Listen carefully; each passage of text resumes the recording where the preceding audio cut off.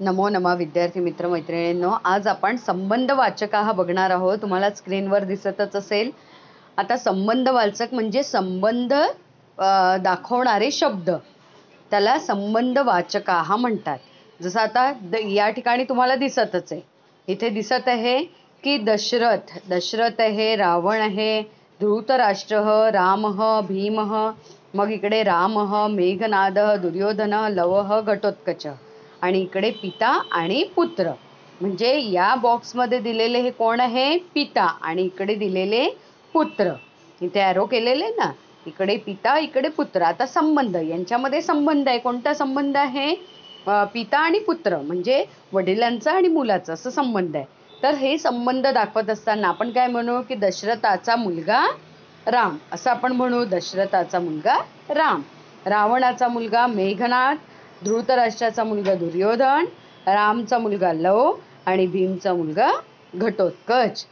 चा आहे ना, आता प्रत्येक ठिकाणी चा आलेला आहे. दशरथाचा, रावणाचा, धृतराष्ट्राचा, रामाचा, भीमाचा.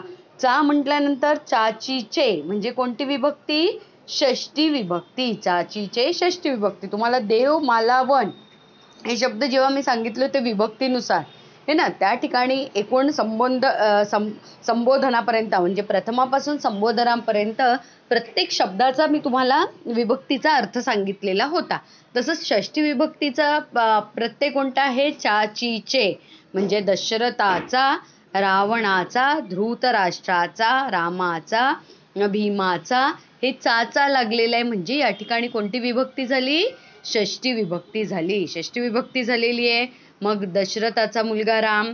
तसंच संस्कृतात मग आता रामाचे वडील दशरथ, मेघनादाचे वडील रावण, दुर्योधनाचे वडील धृतराष्ट्र, लवचे वडील राम आणि घटोत्कचाचे वडील भीम. म्हणजे इथे सुद्धा चाचीचे आलेला आहे. म्हणजे षष्टी विभक्ती झाली. त्यालाच संस्कृतात आपण स्य असं वापरत असतो एकवचनाला. इथे या ठिकाणी तुम्हाला दिसत आहे कस्य पुत्र. इथे तुम्हाला वाक्य दिसत आहे कस्य पुत्र राम, दशरथस्य पुत्र राम. कस्य म्हणजे कोणाचा मुलगा राम, दशरथस्य म्हणजे कोणाचा. कस्य हे काय झालं? या ठिकाणी प्रश्नार्थक शब्द. आणि हा प्रश्नार्थक शब्द ज्या विभक्तीत असेल त्याच विभक्तीत त्याचं उत्तर येईल.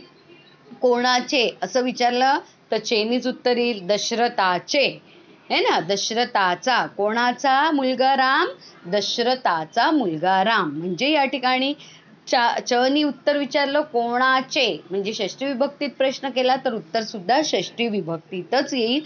म्हणून या ठिकाणी काय झालं? संबंधवाचक. संबंध म्हणजे नातेसंबंध दाखवणारे. संबंधवाचक म्हणजे षष्टी विभक्ती. तर आता दशरथस्य पुत्र राम, दशरथस्य पुत्र राम, रावणस्य पुत्र मेघनाद, धृतराष्ट्रस्य पुत्र दुर्योधन, रामस्य पुत्र लव, भीमस्य पुत्र घटोत्कच. समजलेलं आहे? तर अशा पद्धतीने या ठिकाणी प्रश्न.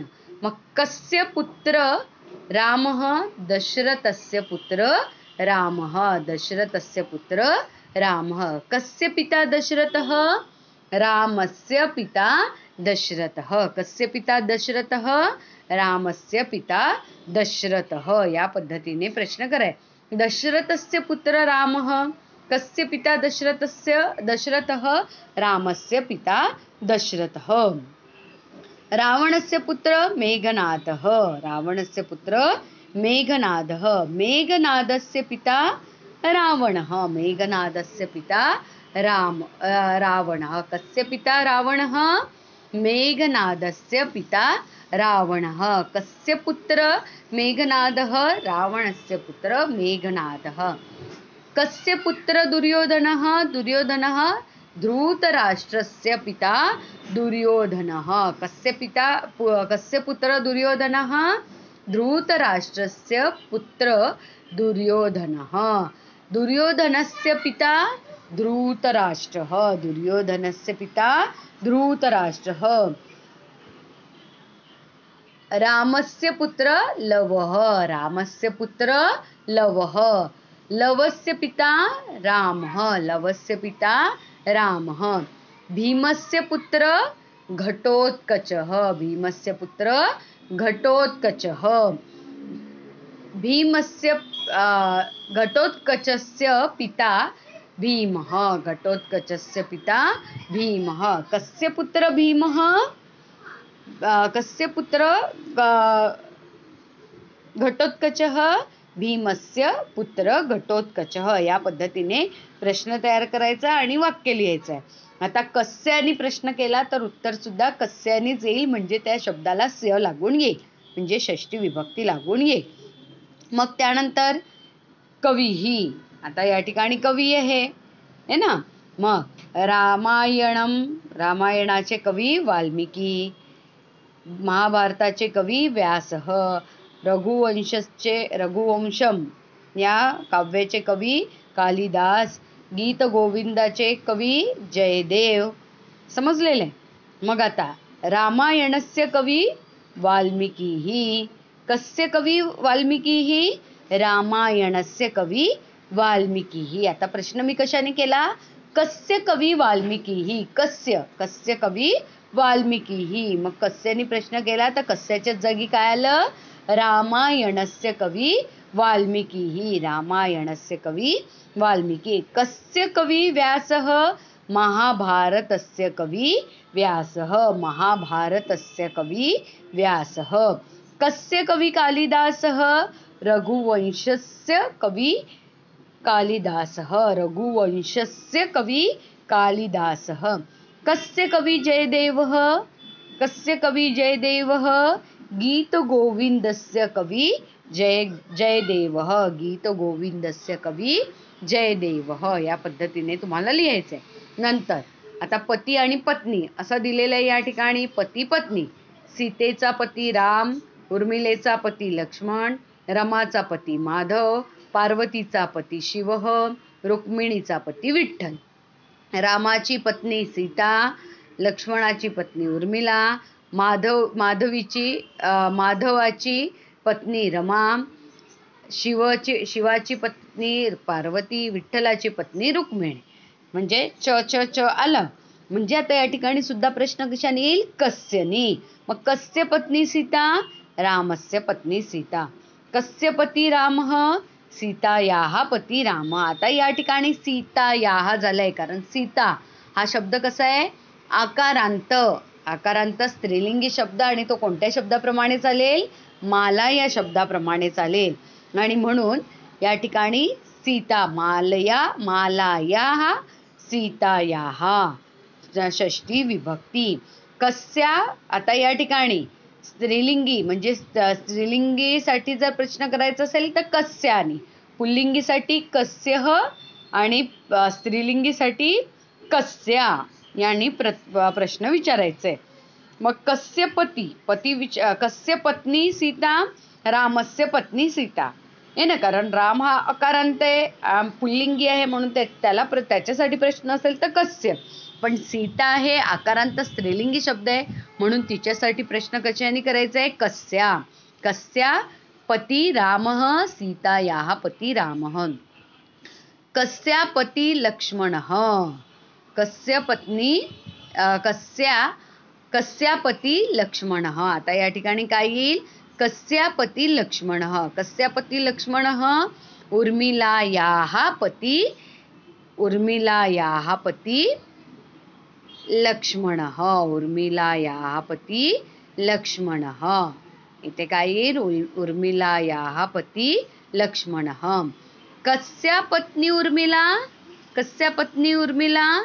लक्ष्मणस्य. आता मी या ठिकाणी प्रश्न कशाने केलेला आहे? कस्या, कस्य हे ना, कारण पती विचारायचं आहे की उर्मिलेचा कोणाची पत्नी उर्मिला आहे, कोणाची आहे? लक्ष्मणाची. म्हणजे लक्ष्मण हा पुल्लिंगी आहे, पुरुष आहे, म्हणून त्याच्यासाठी कस्य. आणि या ठिकाणी लक्ष्मण कोणाचा पती आहे?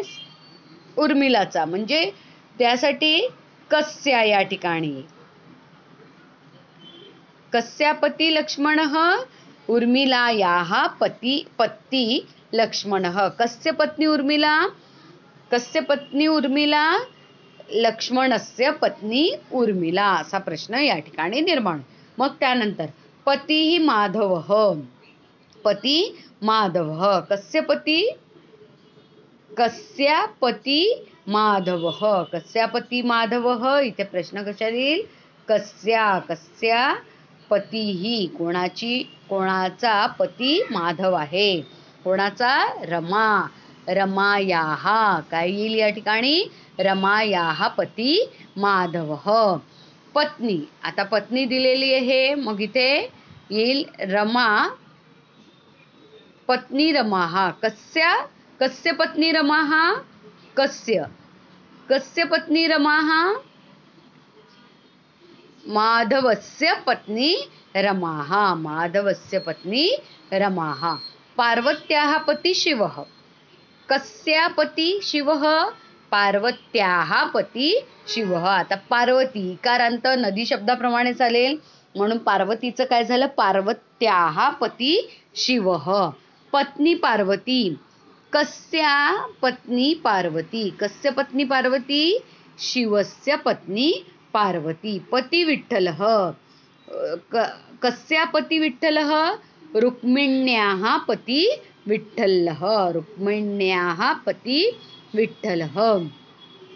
कस्य पत्नी रुक्मिणी? कस्य पत्नी रुक्मिणी? विठ्ठलस्य पत्नी रुक्मिणी. या पद्धतीने इथे येईल विठ्ठलस्य पत्नी रुक्मिणी. एवढं समजलंच असेल तुम्हाला. एवढं व्यवस्थित लिहायचं आणि वहीत नीट या सगळ्यांचं उत्तर लिहायचंय. नंतर आपण नंतरच्या व्हिडिओमध्ये तव हे बघणार आहोत. तव मम आहे ना. आता कारण आपण आता षष्टी विभक्ती बघतोय. कस्य म्हणजे षष्टी विभक्ती. इथे संबंधवाचक दिलेले आहे आणि संबंधवाचक म्हणजे या ठिकाणी षष्टी विभक्तीची अपेक्षा असते. आता ची चे षष्टी विभक्ती आणि या सगळ्याच्या षष्टी विभक्तीचा वापर केलेला आहे. पुल्लिंग असेल तर कस्यानी प्रश्न करायचा षष्टी विभक्तीचा, आणि स्त्रीलिंगी असेल तर कस्याहानी प्रश्न करायचा. प्रश्न ज्या विभक्तीत असेल त्याच विभक्तीत प्रश्नाचं उत्तर येईल. त्यामुळे व्यवस्थित हे समजून घ्यायचं. समजलं नसेल तर माझ्या पर्सनल नंबरवर मला मेसेज करायचा. मी पुन्हा एकदा तुम्हाला समजावून सांगेल.